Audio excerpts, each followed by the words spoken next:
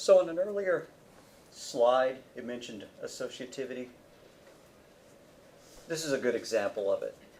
It's talking about the equal operator, which is the assignment operator. You can actually assign the same value to a whole bunch of different values, to a whole bunch of different variables. X is equal to Y is equal to Z is equal to 5. And when that's all done, all three of those variables are equal to 5. And the reason that works is that the equal sign associates right to left, whereas like plus and minus and division and multiplication associate left to right. Because if it went right to left, then what would happen is it would try to copy Y into Z, and then it would try to copy Z into 5. That makes absolutely no sense. So instead, it goes right to left. The 5 gets copied into Z, the Z gets copied into Y, and then the Y finally gets copied into X. So the assignment operator has the associativity right to left, whereas addition goes left to right. If we had Y plus Z plus 5, then the first thing that would happen would be the Y plus Z, parentheses around that. And then both of those would be added to 5. So it's going left to right. And we instinctively know that, but since we'd used the word associativity earlier, that's what it means. It's the order in which they're clustered when there's more than one of them in the same statement, same expression. So combined assignment. Combined assignment is when you do assignment and a mathematical expression at the same time. Why is it called combined? Because we're combining the assignment with something else. In this case, addition. Sum is equal to sum plus 1. So that performs this math, sum plus 1, so if sum is equal to 10. After this is done, we have the value 11, and it gets copied back into sum.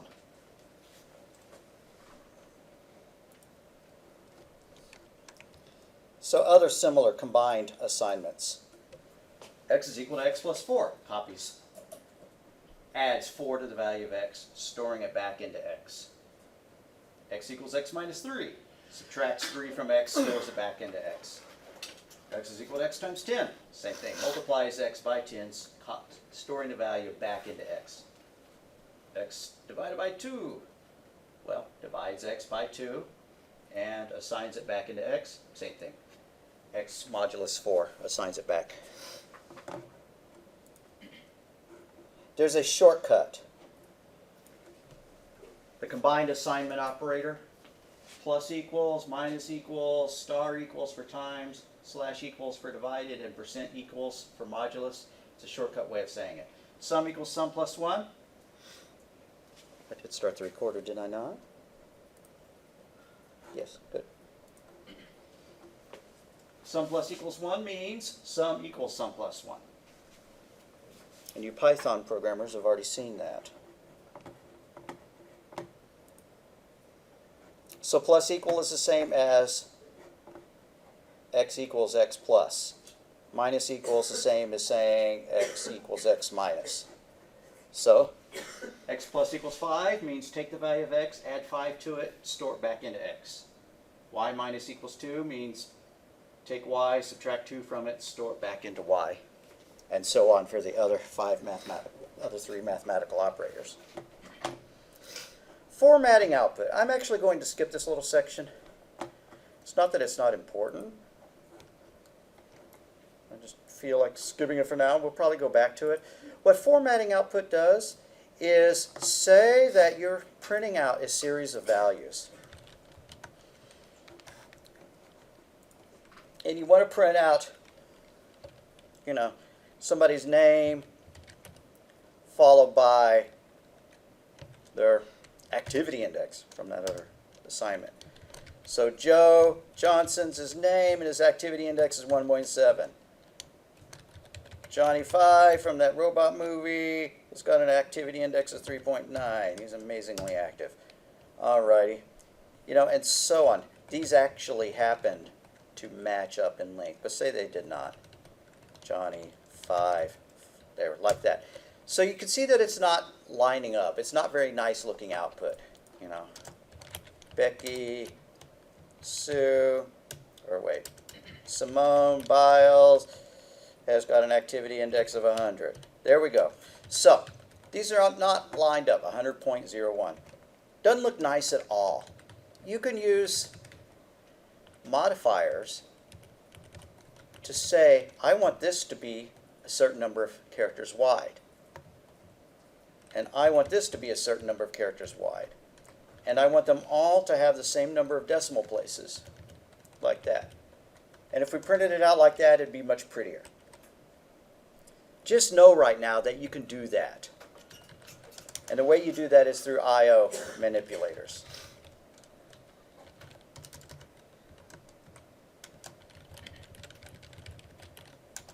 So rather than, I should have copied it before I made all those changes.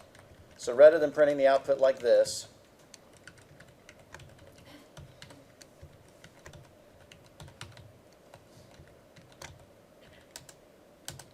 we could print it like this.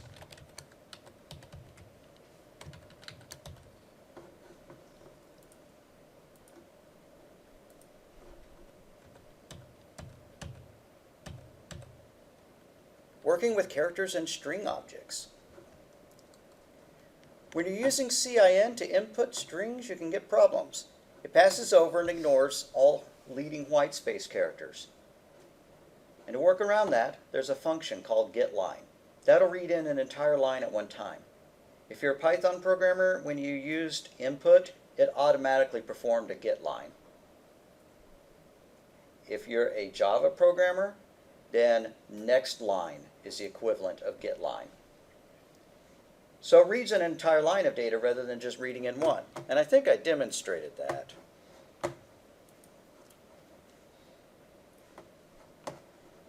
I'm pretty sure I did.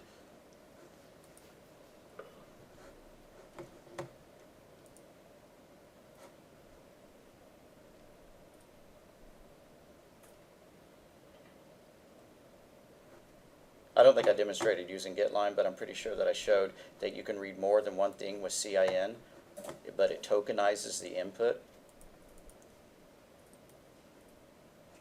Add a new item.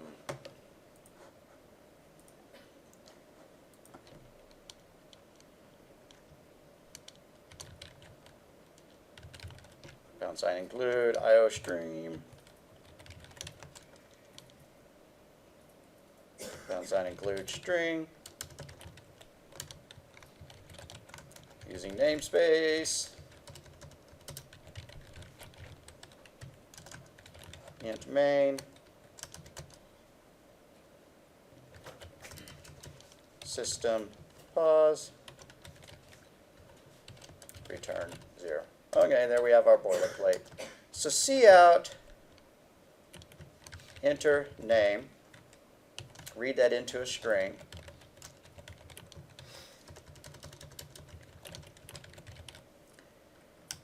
and then cout, enter age. Let's store age in a double.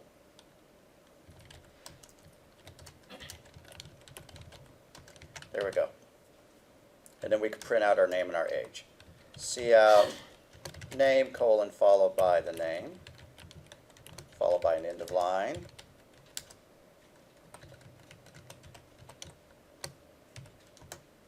I really don't need that much space for that now that I've added my file. Then do the same for age. Cout age.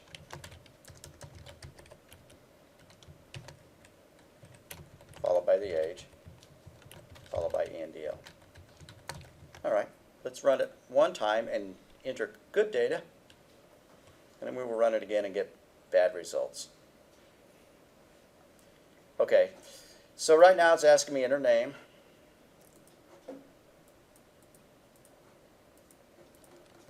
My name is Joe. Enter age, I'm 18.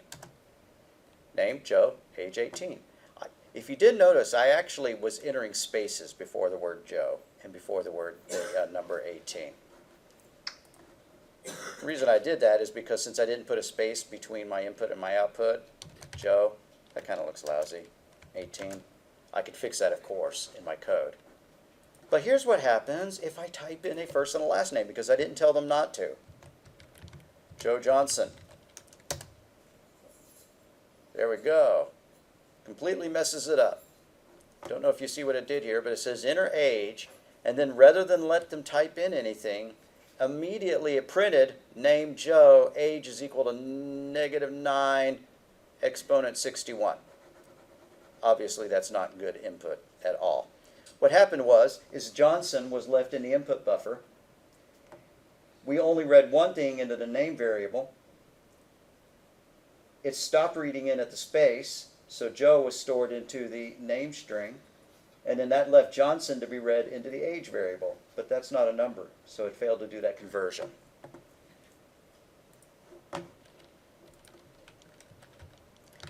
There are fixes for that, but one thing we can do is to use .getLine to get their name. And that looks like this. We don't need NetBeans.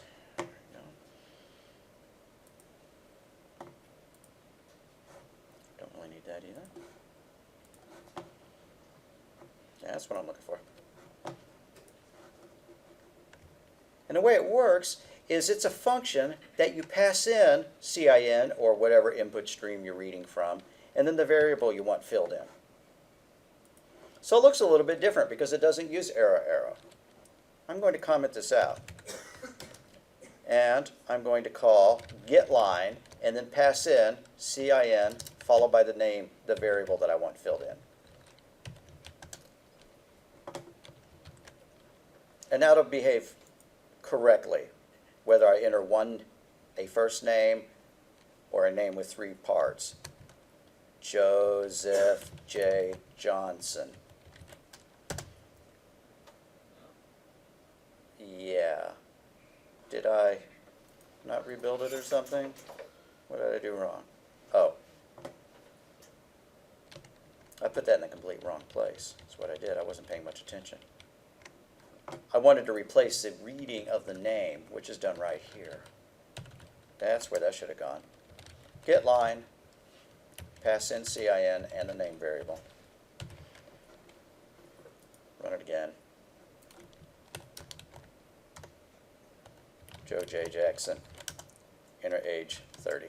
Okay, so GetLine reads an entire line of data, not just the first token, not just everything up to the first space. If I had just used CIN arrow, then the name would equal J, and the rest of this would still be in the input buffer to mess up anything else. So use GetLine if you're reading something in which the user needs to embed spaces, names in particular. If we had not fixed that, we could at least fix this conversion, this entry right here. And I have Benjamin to thank for getting the syntax for this. I'm going to undo this change for now. And you could use .ignore in order to fix bad input. Let me get the syntax back up. Okay.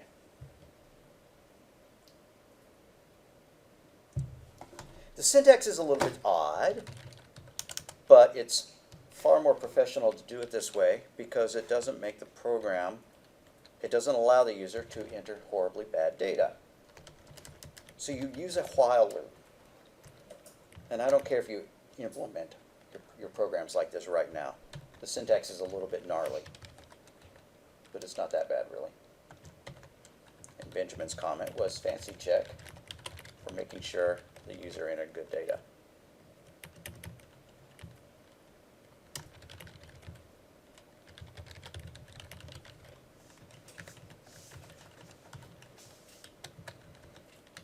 If that failed, if our data entry failed, if we did not get good data, then we want to clear our input string. We want to ignore everything up to the end of the line. And then there's a constant we're using here, which specifies up to how many characters to ignore.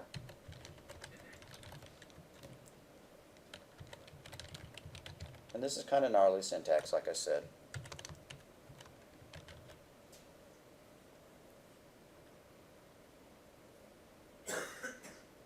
Benjamin, remind me if we have to go and throw another # include in order to get that to work. Nope. All the way up to where the user had typed a new line. Except that should be a single character. Okay. Then we print out an error message. Cout, not a number, try again.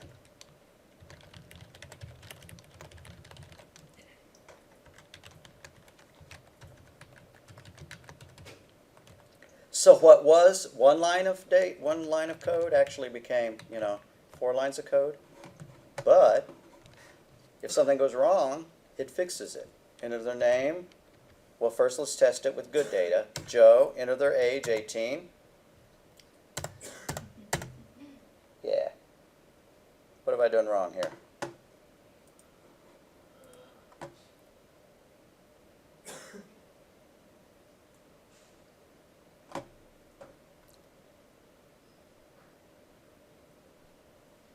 Well, shucky darn.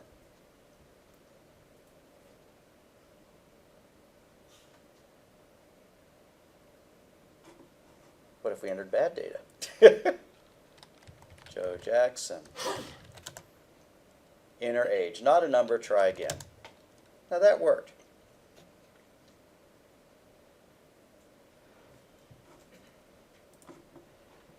What would happen if we move this up to above here? Just out of curiosity.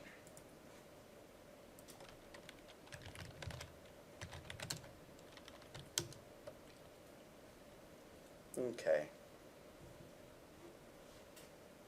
CIN is a little bit awkward, in my opinion, to deal with.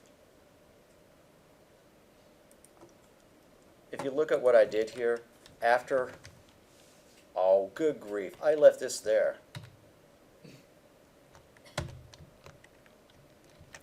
Now let's take this out, give that another shot.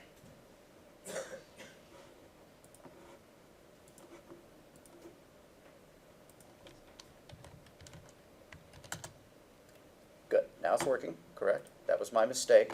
What I had wrong is I did this first, and I left that there.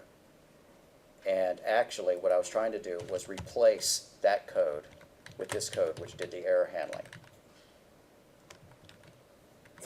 If I wanted to clear out the buffer before we got here, so that even if they typed in too much, it wouldn't display an error message at all, I could put that stuff up there.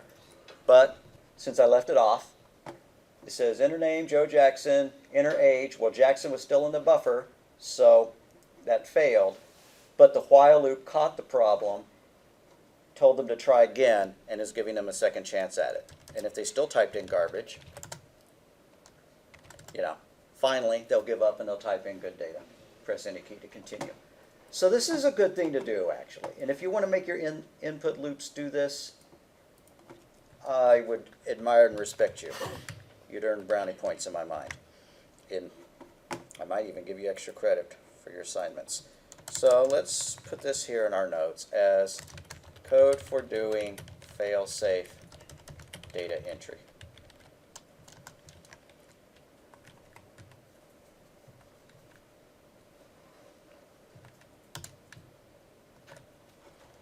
This is for entering numeric data.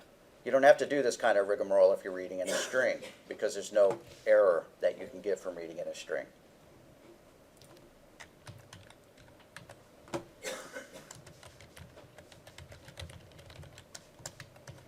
I should make you all type that in, be sadistic.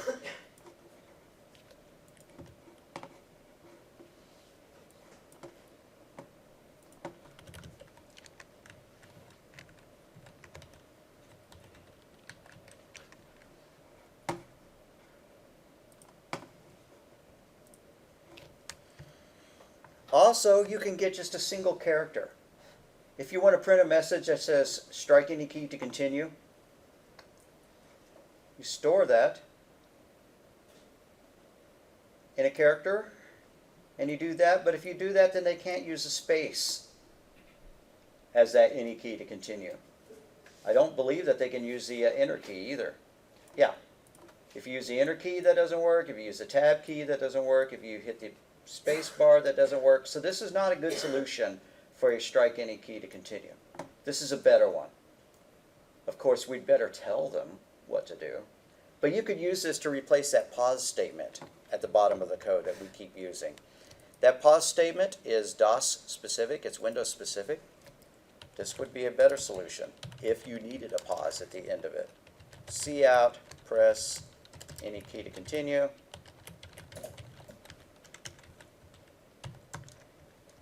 And then do cin.get. You still have to declare your character. So now when we run it, the pause is gone.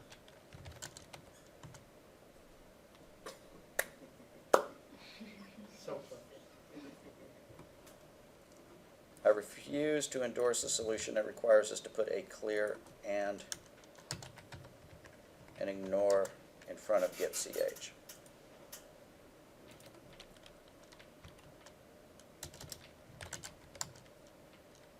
But, okay. What you could do,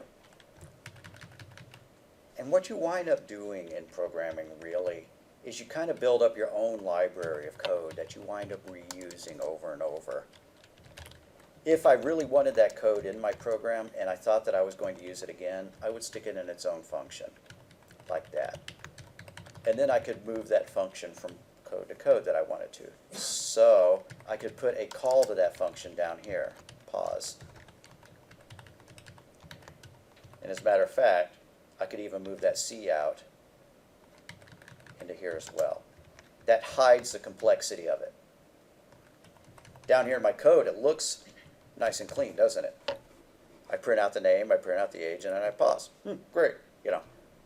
Behind the scenes, or not even behind the scenes, but somewhere else in the code, there's code that actually handles that pause function, and it's all right there.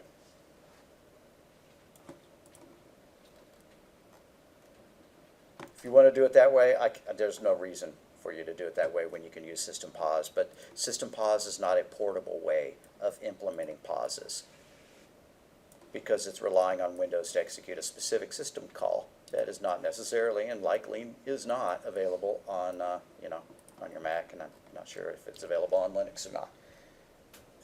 Kind of doubt it.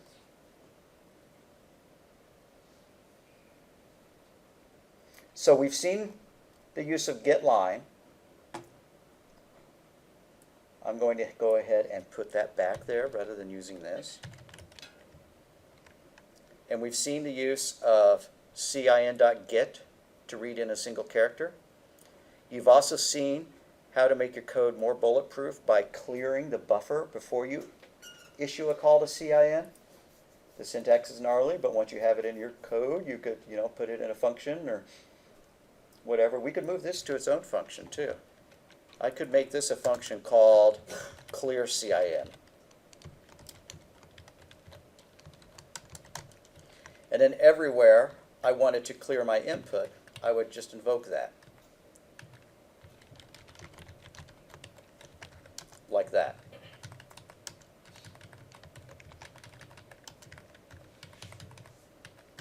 And if you are running into places of trouble where when you hit the enter key, it seems to be skipping the opportunity to type in the data, then think to yourself, oh, I better remember how to clear the input buffer.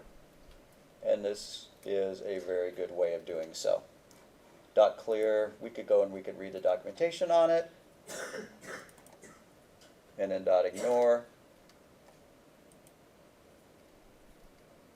Is there a help?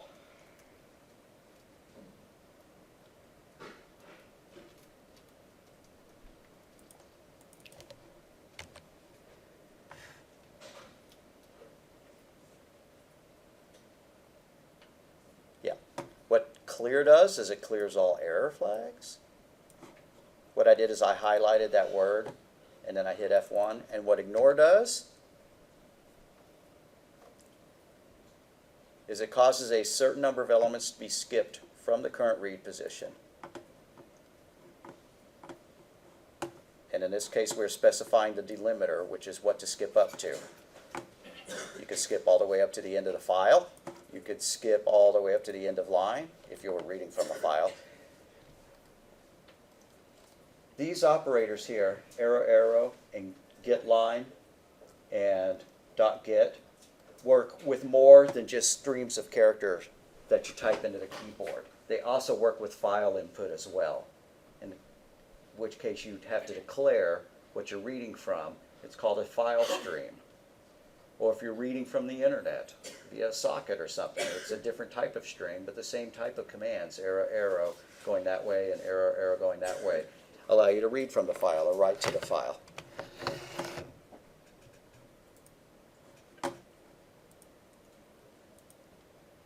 Here's their example of .get. Yeah, notice their example. It's very sneaky. They didn't mix it with any other input, so as to not require any hinky stuff in order to clear the input buffer. They didn't ask you to enter your name and then your age and then issue send.get in order to display a pause.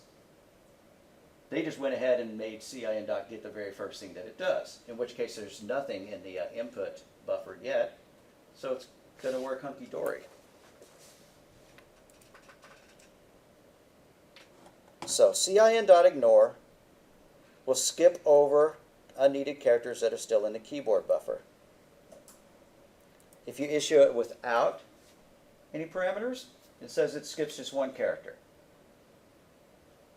If you say .ignore and you pass in a number or /n, it skips the next 10 characters or until the /n. Which is why Benjamin suggested, and I agree with it, the use of this. This is a constant. Actually, it's not a constant. It's a function that returns a constant that says the maximum of your stream. So that if somebody gives you 10 billion characters of input trying to crash your program, this would still handle it. Buffer overruns are a common attack vector for programs caused by giving more input data than the program might be expected to handle.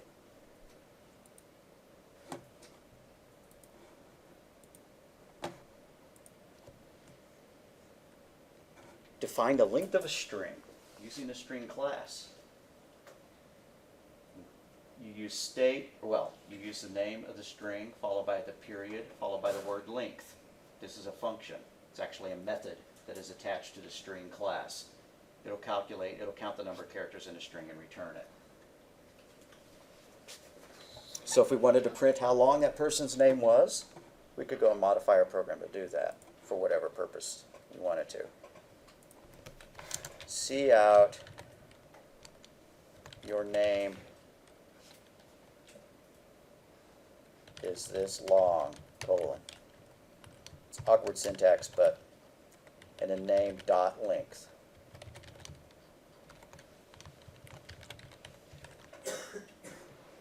So when we run it, we type in a name, we type in an age, Joe, your name is 3 characters long. Ignore the fact that I also made his age 3. If you want to see it with different data, I'll do that. Johnny, his age is 109, and his name is 6 characters long.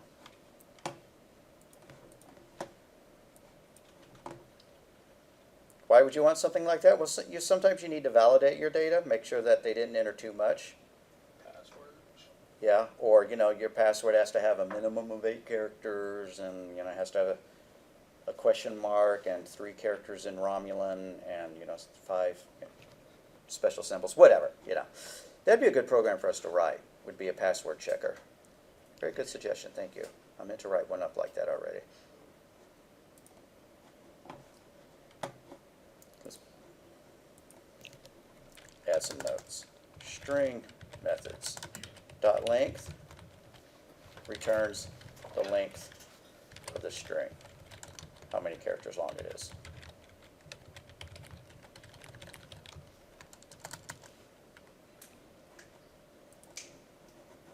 Come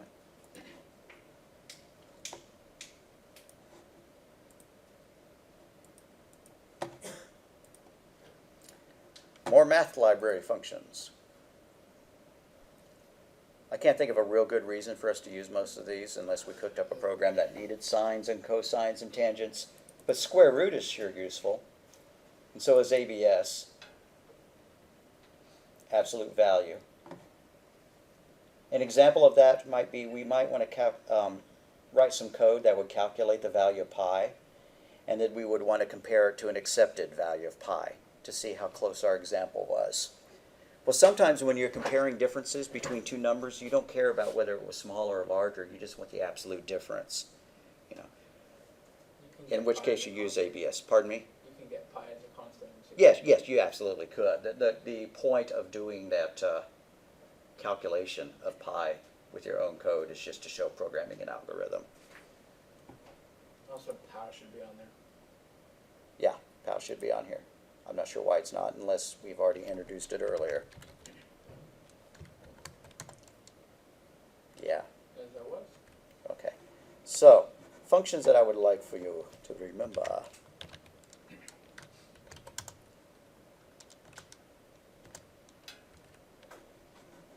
Square root, which is not strictly necessary because if you take something to the power of 0.5, it's the same thing as taking the square root, but it's nicer syntax to use SQRT, and then ABS.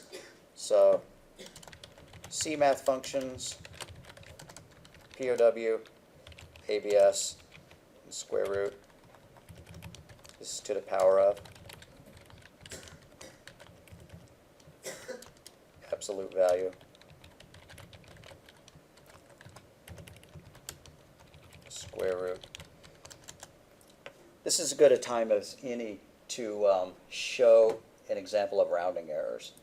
I don't think have I done that already where we square a number and then we take the square root and we see that it's not the same as it started out? You saw me do that in a different class. And then there's random number generators. Random number generators you can use for making programs where random events happen. A die rolling, or paradise, or you're rolling up a D&D character, Pathfinder character, you need 3 dice to get the attributes or something like that, or a D20, a 20-sided die. Or you're going to generate a random number between 1 and 100 for whatever purpose. Or you're doing cryptography and you need to generate a random number between 1 and 65,000 or whatever. So the rand function is a lot of fun. What it does is it returns a random number between 0 and the largest int, which is 2 whatever billion, trillion, billion. I'm confusing myself. That the compute, I like this bad language, that the language holds, that the value can hold. It yields the same sequence of numbers every time the program is run. So it's not truly random. These are called pseudo-random functions, meaning that they generate the same sequence of numbers, which doesn't sound very fun. If you were making a dice program and it rolled the same series of numbers every time you ran the program, you'd catch on pretty quick. You can seed the random number generator with a value that would cause it to generate a different series of numbers. Let's do this one together. Random numbers are fun enough that I think we ought to do this.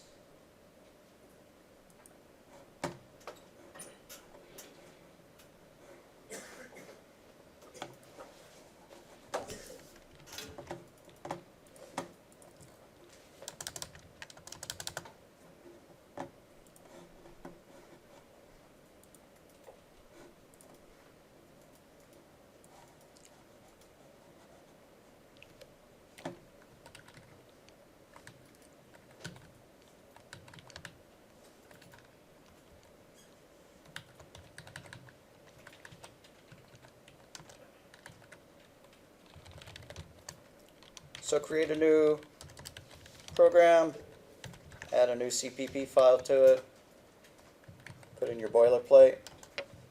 Now to get the random number function to work, we have to include a specific include. It says that that is cstd-lib, so let's do that. # include cstd-lib. Let me make a new project. Yeah, make a new project. Oh, won't let me.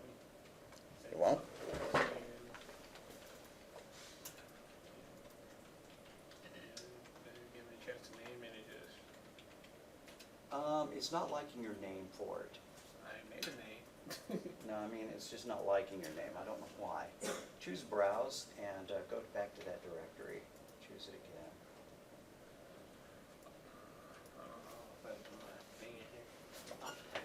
Okay. Alrighty, now that we have that in here, let's write a little loop that'll print out 10 random numbers. So I'm going to declare a counter. I'm going to set it equal to 0. I'm going to declare a max iteration for the counters. I want it to repeat 10 times. While our counter is less than the max count, let's do something, and then let's increment the counter. I use plus plus rather than plus equals 1, but they mean the same thing. Now here, let's print out our random number. So we're just going to print 10 random numbers.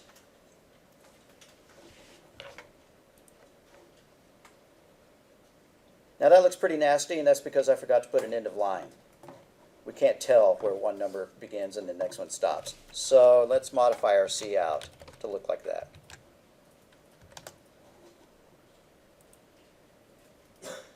And there's our random numbers. Don't know if you can quite read them, but 41, 18, 4, 6, 7, 6, 3, 3, 4. It's very likely that your random numbers are the same as mine. Now what if we wanted those to be between a specific range, though? Like we wanted random numbers between 1 and 6 to mimic a 6-sided die, a cube. Well, an easy hack that is just about perfect is to go ahead and, sorry, when I use the word hack, I don't mean as hacking and breaking something. It's just a programming trick in this case, is to use modulus to convert this to the value that we want. But we need to store it in a variable. So I'm going to make a variable called r, which stands for a random number. And I'm going to, there we go, int r is equal to rand parentheses. Now let's modulus it by 6. I could just use r % equals 6 to use that shorter syntax. And let's add 1 to it, because if we mod it by 6, we're going to get a value between 0 and 5. And what we really want is a number between 1 and 6. And then instead of couting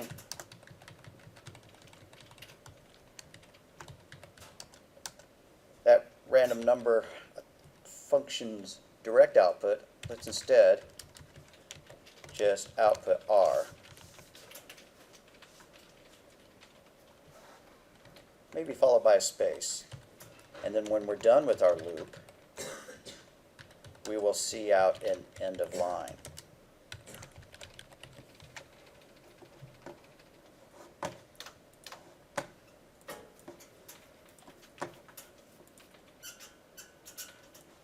And so it runs and it prints 6655 651153. If we were averaging those, that's a pretty high number series. It doesn't look like it's truly balanced. But if we went for more than 10, if we went to 100 or 1,000, and we calculated the average of those numbers, they would average out to 3.5. How do you know that? Well, if you're generating a random number between 1 and 6, you have 6 different choices. 1, 2, 3, 4, 5, 6. And if you're curious of what the average of them is going to be, if you're not rounding down, it's going to be halfway between a 3 and a 4. So that's 3.5. Similarly, if you have the numbers 1 through 10, the average is going to be 5.5. I'm sure that we could cook up a formula for calculating that really easily.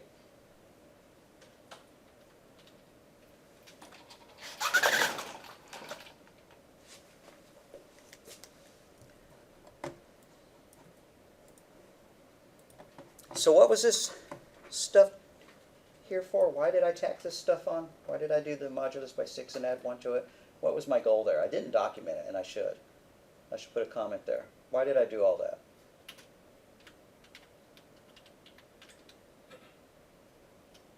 Come on, somebody cough up the answer. You don't have to tell me how it works, but what was I trying to make it do?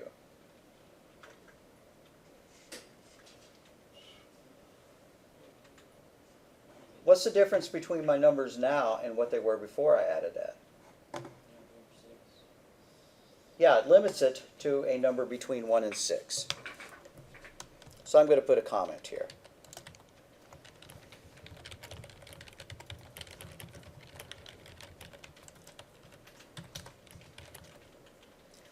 And that those are inclusive values.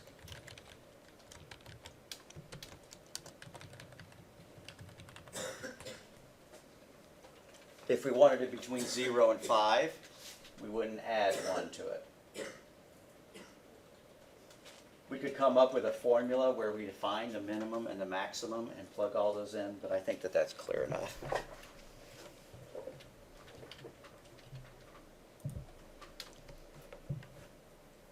I feel like moving this stuff up into its own function.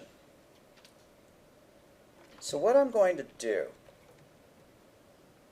is I'm going to cut all of this stuff. I'm going to move my cursor there, and then holding the Shift key, highlight, going down, down, down, down, down, down like that, and I'm going to cut that, and I'm going to go above main and create a function for that. And I'm going to call it RND6 for rolling a number like a 6-sided die. It returns an int, so I'm going to declare it as being of type int. The function name is RND6.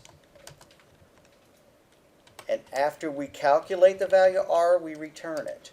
So I'm adding one statement to it besides pasting everything that I already cut.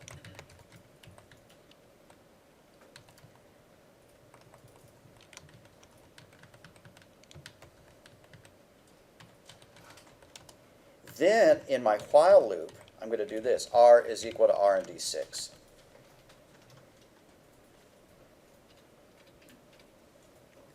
And I'll walk around now and make sure that everybody's got the same code going. Excuse me, INTR is equal to RND6. So we really haven't talked about functions too much yet, I do not believe. But this is how you define a function. You give it a return type. You give it a name. You put parentheses. If it needed to accept some arguments, we would put values between the parentheses. And then we use braces to mark off the block of code that is associated with that function name. And then when you invoke it, you call it, and you use parentheses when you call it.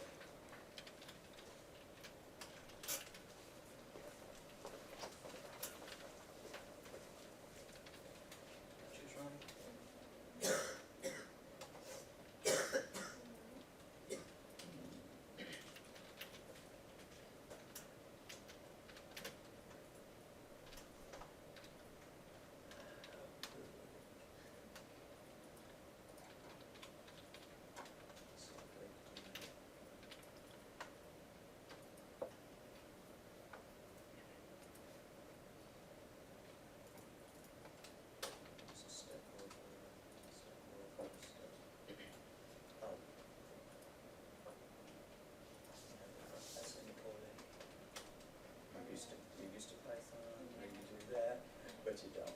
And the reason why is because if you had your brace there, it would look pretty odd if you had a semicolon there. That would. Oh, but you better stop our execution, unless I already did. I guess I did. We need to get rid of that breakpoint too. So right click on that and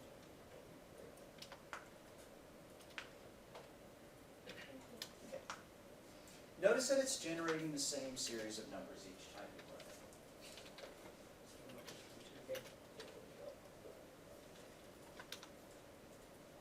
That's what you do with the seed. A random number generator is just a mathematical formula that, given one number, generates another number in a non-predictable way. It's not predictable unless you have the formula for it.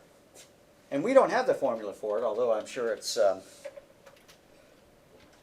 published by Microsoft or by, you know, the inventors of the C++ standard. So, but it generates the same series every time. But you can give it a different starting point. And that requires another call, srand. The best thing to do is to seed it with a value based on what a number that we can't predict, like the time, the current time in seconds since midnight. And that way it'll generate a different series of numbers unless you happen to run the same program exactly at the same number of seconds since midnight, and in which case you get the same series of numbers.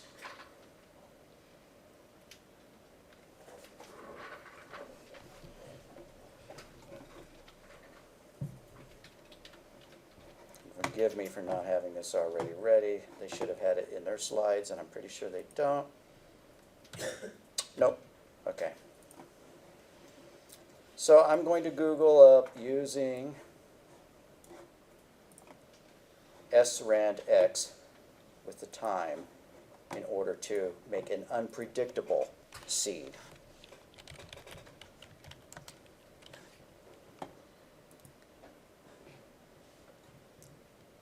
So this particular suggestion is going to be at c++.com.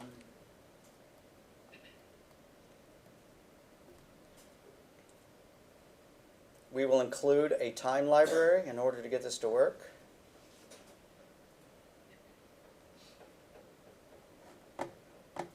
Let's see if that will work.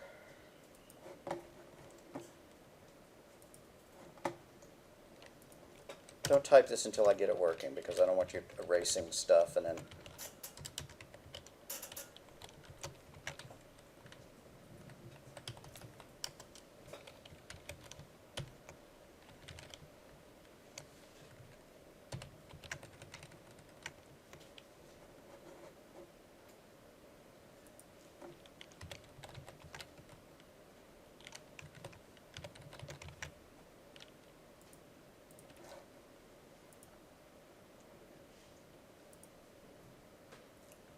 There, I did get a different series of numbers.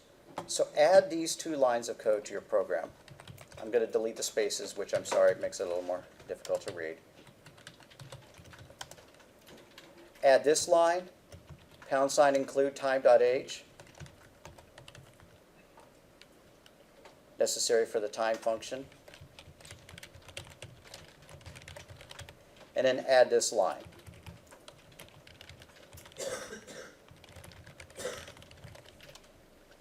And what this does is it fixes the fact that our program was generating the same sequence of numbers every time we ran it. If you happen to start two copies of this program at the exact same instant in time, you'll still see the two computers generate the same series of numbers.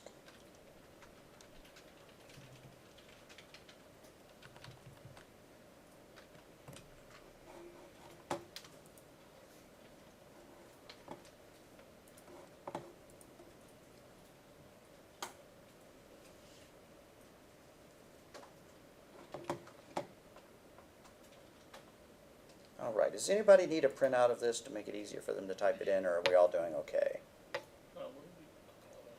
Okay, you put that one right there. Yeah, no, that's where you use your srand. All right. What time is it's a function provided by the C++ library stored in its time.h header file.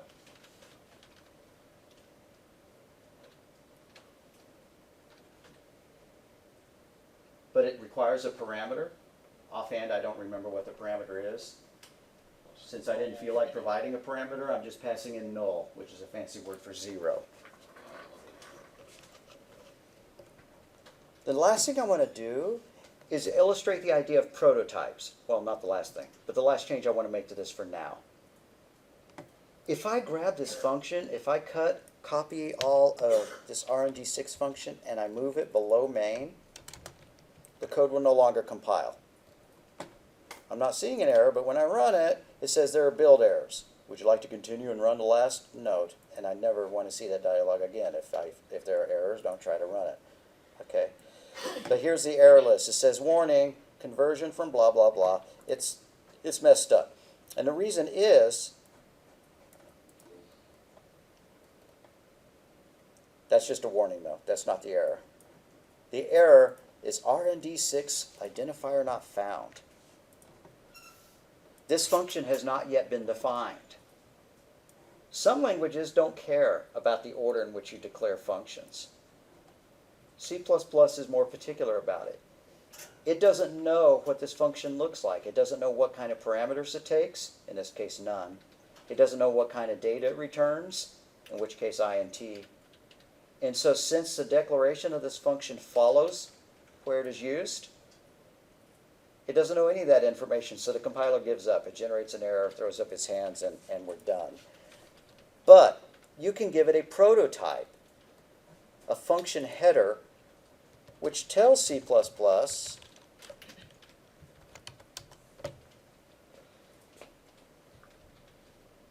how the function is to be called, what kind of parameters it takes, again in this case none, what value it returns, in this case an int. So a prototype is a function header, but it doesn't have any code attached to it. There's no curly braces with code. Instead, it's just got a semicolon there. So this is a prototype. It defines the function's input and output types without including the body of the code for that function. I'm sure there are other ways of wording it. You don't have to type that comment in, but I will put it into the notes. When we start using header files, we will start putting prototypes of our functions in a header file. And the reason you use prototypes is so that you don't have to have that code in the same file, and you don't have to have them in a specific order. You don't have to declare the RND6 function above main in order to get main to compile.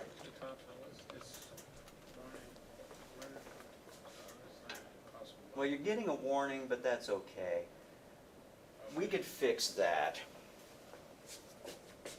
What does srand require? I'm going to highlight srand and hit F1. We talked about datacasting, and what it's doing is it's complaining about the datacast. What srand is expecting is an unsigned int. However, what the time function returns is not an unsigned int. What it returns is a time t pointer, which if then we try to figure out what a time t pointer is not an unsigned int. So we're going to cast this to an unsigned int to get that warning message to go away. But you don't have to do it. But if you don't like seeing the warning message, there we go. That casts it. It's just a slightly uglier syntax. Now if I go and I look at my warning list, that has fixed it.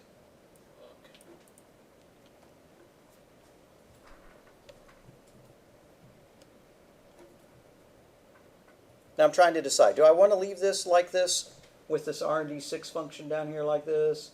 I think I do. Even though I don't think that we're at the point where we've been declaring functions yet, I like having it as an example in the code. And that's why I've demonstrated it several times tonight.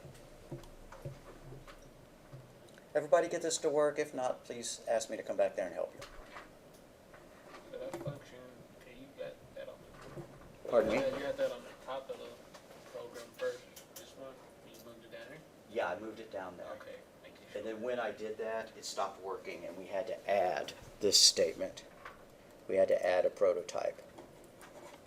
Why is this not scrolling? There we go. We had to add this line to it.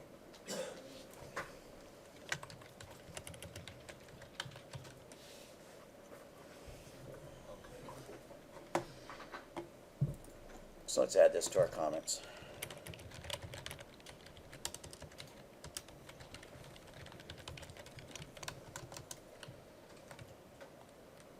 So I'm going to declare a function called say hello. Don't type this in, this is just in notes. And all it does is print out hello. And then I'm going to use that in main. So int main is going to call say hello.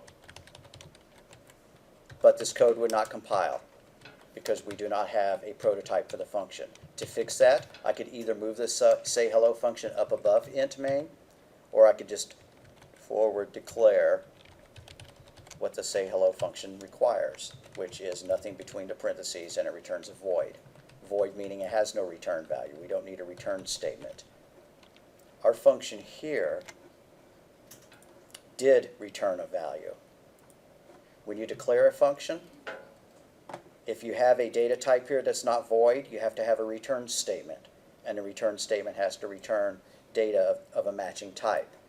Since this function is declared of type int, the value it returns has to be an int. Main is always defined as an int, although I think on Microsoft C you can get away with declaring it as void. So that's why we do return 0, because 0 is an int. If we wanted to return something else, like a double or a float, we would change that int. But random numbers, in this case, are whole numbers, so we're going to leave it like that. Hand tracing a program. When you hand trace a program, you act like you are the computer executing the program. Have I done this yet? This is tedious. Not going to lie. But we'll go ahead and do it.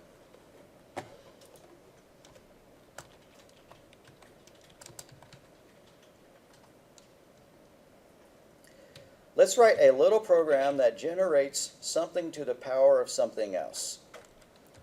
So what we're going to do is we're going to say enter base number. Don't know what to call it at this point. We're going to CIN into the base, and then we're going to enter the power of number. So I'm going to call that the exponent.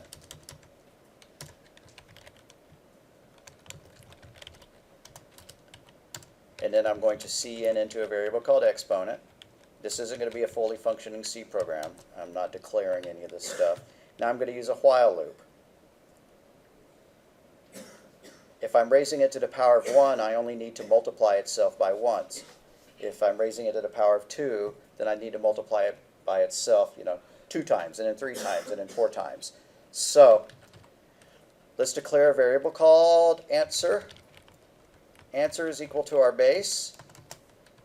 And if the exponent is greater than 1, we're ignoring zeros. If the exponent is greater than 1, then we're going to enter a while loop. While exponent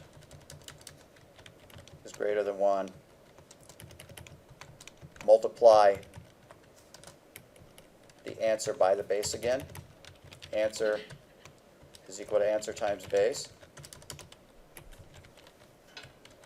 And then down here we will print out base to the power of exponent. That won't work anymore because I changed this, the value of this. Let's just put answer. See out the answer. So if this code is correct, and I'm not sure that it is, if I typed in a base of 3 and I put the exponent as being 2, then it should print out 9, because 3 to the power of 2 is 9. I hope that's what this does. I forgot something though. I'm going to leave that something out, and we're going to hand trace this program. Hand trace means to pretend that we are the computer. So to get this going, we need to create kind of a little spreadsheet. We have 3 variables: base, exponent, and a bad pen, and answer. So, base, exponent, and answer. So we start running it. If we gave these line numbers, that's 1, 2, 3, 4, 5, 6, 7, 8, and 9. What's the very first thing that happens? What's the top line? It displays a message, enter base. We don't need to note anything there because nothing has changed in our variables.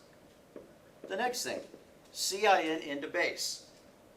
Well, let's say that they typed in a 3. Then we display another message, enter exponent. CIN into exponent. Well, let's say that they typed in a 2. They want to square that number. I'm not going to write 3 here again. The only time I'm updating the numbers is when the value's changed. And since 3 hasn't changed yet, I'm leaving it alone. Now, answer is equal to base. So on line number 5, this becomes equal to 3. By the way, this statement here is superfluous according to our while loop. We don't need that if statement. But, okay, is exponent greater than 1 currently? Look up at my table here. It is. Okay, so while exponent is greater than 1, then do something. Answer is equal to answer times base. No. Yeah. So answer 3. Answer is equal to answer times base. Answer is equal to 3 times 3. So it's no longer 3, it's equal to 9. Now, we come back up here, we check our while loop again. Is exponent greater than 1? It sure is. So we're going to multiply it by the base again. It becomes 27. We multiply it by the base again. It becomes 81. We multiply it by the base again, it becomes 243 or something like that. I'm not totally sure past that point. Do you see a problem with my while loop? No, it doesn't stop. Yeah, it's an infinite loop because we never change the value of exponent. So let's add the line exponent minus minus there. Now it'll work okay. Now let's rewind our code back up to here. We run it again. Answer is equal to base, so answer becomes 3. Is exponent greater than 1? Show enough. While exponent is greater than 1, answer is equal to answer times base. So what does answer change to now? 9. Changes to 9. Exponent minus minus, what happens to exponent? It's currently equal to 2, so it changes to, 0. well, just minus minus, it goes down 1. Right. And then we come back up here. Is exponent greater than 1? No. Not anymore. So we're done. We fall out of the loop and we print out our answer as 9. It looks like a pretty good algorithm to me now, except for the fact that it doesn't handle exponents of 0 or negative exponents or whatever. So that's hand tracing it. It's tedious. I'm not going to ask you to do it, but it's actually a skill that you need to learn. However, nowadays you tend to just enter the debugging mode, which lets you highlight line by line and then watch the values of the variables change by line. So hand tracing, really, people don't do it all that much anymore.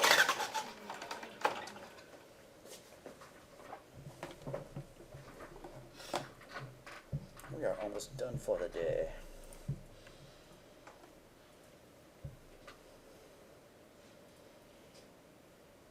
All right, let's give ourselves an itty-bitty assignment based on that DICE program we wrote.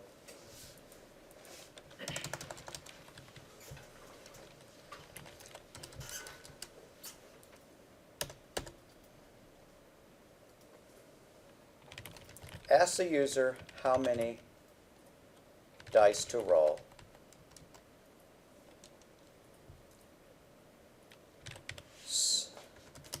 Sum up all the random numbers and then calculate the average. On Thursday, we will get into more details about how to do this, but you may already have an idea based on a while loop. So I'm going to take this code here, cut and paste it into our notes. So homework, take the below code and modify it in this fashion. Ask the user how many numbers to roll. Sum up all the random numbers and calculate the average, and then display the average. If the random numbers are good, the average should be around 3.5.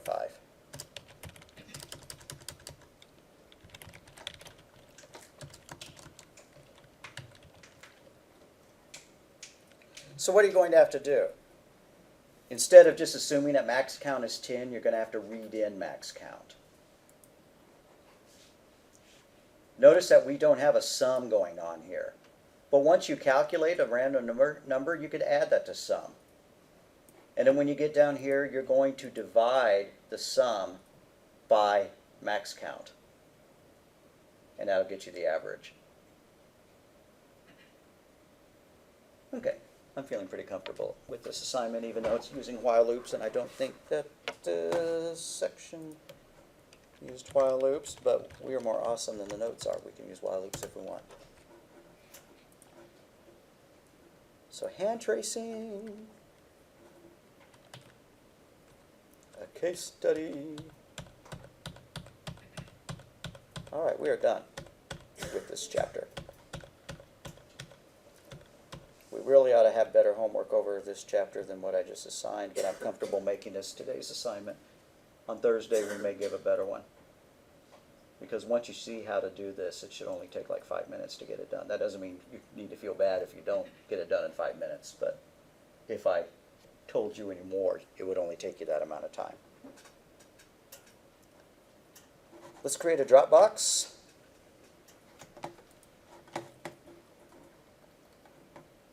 So upload your random number generator into F. I will create a better version of the instructions and upload them into homework box 5, which we'll make due a week from today.